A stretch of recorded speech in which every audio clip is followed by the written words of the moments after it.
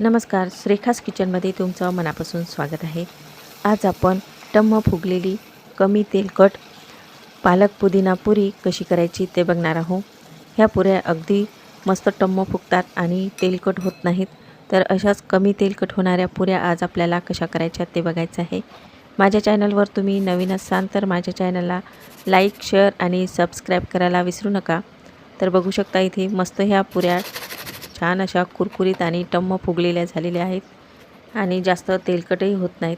तुम्ही ह्या पुऱ्या मुलांना डब्यामध्ये देऊ शकता किंवा प्रवासामध्ये तुम्ही जात असाल तेव्हा तुम्ही प्रवासामध्ये पण नेऊ शकता। सकाळच्या नाश्त्यालाही तुम्ही ह्या पुऱ्या करून खाऊ शकता। यामध्ये आपण पालक आणि पुदिना घेतलेला आहे, त्यामुळे अतिशय पौष्टिक अशा पुऱ्या आहेत। तर चला रेसिपीला सुरुवात करूयात। तर इथं मी एक मूठभर असा पुदिना घेतलेला आहे। तर जास्त घेतला नाही, फक्त मूठभर घेतलेला आहे। तुम्ही जास्त पण घेऊ शकता। तर याची आपल्याला फक्त पानं घ्यायची आहे, जाड काड्या आपल्याला काढून टाकायच्या। तर असं हे पूर्ण पानच घ्यायचं आहे। तर आपण हे पूर्ण निसून घेऊया। आणि इथं एक जुडी पालक घेतलेली आहे। तर पालक पण मस्त पानं घेतलेली आहे, जास्त काड्या याच्या पण घेतल्या नाही। पालक आणि पुदिना स्वच्छ धुवून घ्यायचा। तर इथं मी हे सर्व धुवून घेतलेलं आहे आणि हे पालक घ्यायची आणि थोडी जाडसर आपल्याला चिरून घ्यायची आहे, म्हणजे ही मिक्सरमध्ये टाकली तर लवकर बारीक होते। तर बघू शकता असं जाडसर चिरून घ्यायची आहे। आणि एक मिक्सरचं भांडं घ्यायचं आहे। मिक्सरच्या भांड्यामध्ये आपल्याला ही पालक आणि पुदिना दोन्ही पण टाकून घ्यायचे आहेत। हा पुदिना पण आपण यामध्ये टाकून घेऊयात। 5 ते 6 हिरव्या मिरच्या मी इथं जाडसर अशा कुटून घेतलेल्या आहेत, त्या टाकून घेऊया। आणि 9-10 लसूण पाकळ्या त्या पण अशा कुटून घेतलेल्या आहेत, त्या पण यामध्ये टाकायच्या। तर हे असं दोन्ही कुटून घेतल्यावर लवकर बारीक होतं। लसूण तसा राहत नाही किंवा जाड राहत नाही। 1 चमचा जिरं टाकायचं आणि थोडं पाणी टाकून हे याची पेस्ट करून घ्यायची आहे। तर इथं मस्त अशी पेस्ट करून झालेली आहे। तर ही पेस्ट आपण एका भांड्यामध्ये काढून घेऊयात।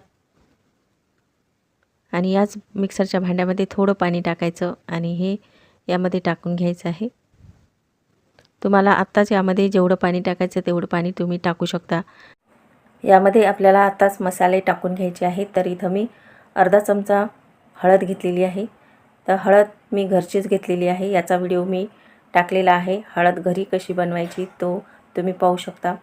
आणि 1 चमचा तिखट घेतलेला आहे, यामध्ये आपण मिरची वापरलेली आहे त्यामुळे तिखट थोडं जपून टाकायचं। आणि चिमूटभर इथे हिंग घेतलेला आहे। जाडसर 1 चमचा धने घेतलेले आहेत, जाडसर कुटून घ्यायचे। 1 चमचा ओवा टाकायचा आहे आणि 2 चम्मच तीळ घेतलेले आहेत। तर यामध्ये तीळ छान लागतात खायला। आणि चवीपुरतं मीठ टाकायचं आहे।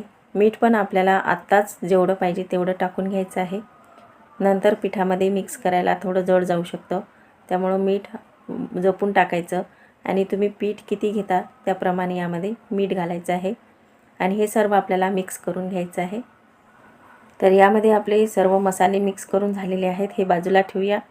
आणि इथं मी 1 भांडभर पीठ घेतलेलं आहे, तुम्हाला पीठ किती घ्यायचं त्याप्रमाणे तुम्ही घेऊ शकता। आणि 1 वाटी बेसन पीठ घेतलेलं आहे आणि हे दोन्ही मिक्स करून घ्यायचं आहे। आणि यामध्ये आपल्याला ही सर्व पेस्ट टाकून घ्यायची आहे आणि याची मस्त आपल्याला कणिक मळून घ्यायची आहे। यामध्ये तुम्ही तेल पण गरम करून टाकू शकता। तुम्हाला अगदीच खुसखुशीत पुऱ्या हव्या असतील तर तुम्ही यामध्ये तेलाचं मोहन टाकू शकता। आणि हे मस्त आपल्याला घट्ट गोळा मळून घ्यायचा आहे। तर मी इथे घट्ट गोळा मळून घेतला, त्यावर थोडं तेल टाकून घ्यायचं आणि आणखी थोडं मळून घ्यायचं आहे। तर बघू शकता आपला घट्ट गोळा असा तयार झालेला आहे। आणि याचे छोटे छोटे असे लिंबा एवढे गोळे करून घ्यायचे आहे आणि त्यामधला 1 गोळा घ्यायचा आणि याच्या आपल्याला पुऱ्या लाटून घ्यायच्या आहेत। तर अशा पद्धतीने आपण पुऱ्या लाटून घेऊयात। तुमच्या पुऱ्या गोल येत नसतील तर 1 वाटी घ्यायची आणि या वाटीने मस्त असा आकार करून घ्यायचा आहे गोल। तर बघा अशा पद्धतीने मस्त अशा गोल आपल्या पुऱ्या तयार करून घ्यायच्या आहेत। तर जास्त जाडही नाही आणि जास्त पातळही नाही। तर अशा मी इथे काही पुऱ्या करून घेतलेल्या आहेत, तर ह्या आपण तळून घेऊयात। तर इथं मी तेल गरम करून घेतलेलं आहे, तेलामध्ये अशी पुरी सोडायची आणि थोडी वरून प्रेस करायची आहे। तर बघा अशी मस्त टम्म फुगलेली आहे। तर अशाच पद्धतीने आपण सर्व पुऱ्या तळून घेऊयात।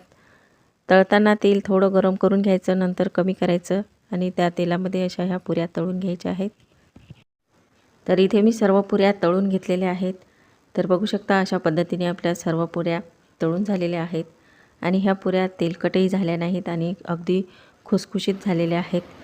हे बघा मी चोळून बघितल्यावर हाताला तेल लागलेलं नाही। तर बघा अशा कोरड्याफट आपल्या ह्या पुऱ्या झालेल्या आहेत आणि खुसखुशीतही झालेल्या आहेत आणि छान अशा टम्म फुगलेल्या आहेत। तर बघू शकता अशा ह्या पुऱ्या आपल्या पौष्टिक तयार झालेल्या आहेत। अशा पद्धतीच्या पुऱ्या तुम्ही नक्की ट्राय करून बघा आणि असेच नवनवीन व्हिडिओ पाहण्याकरिता माझ्या चॅनलला सबस्क्राईब करा।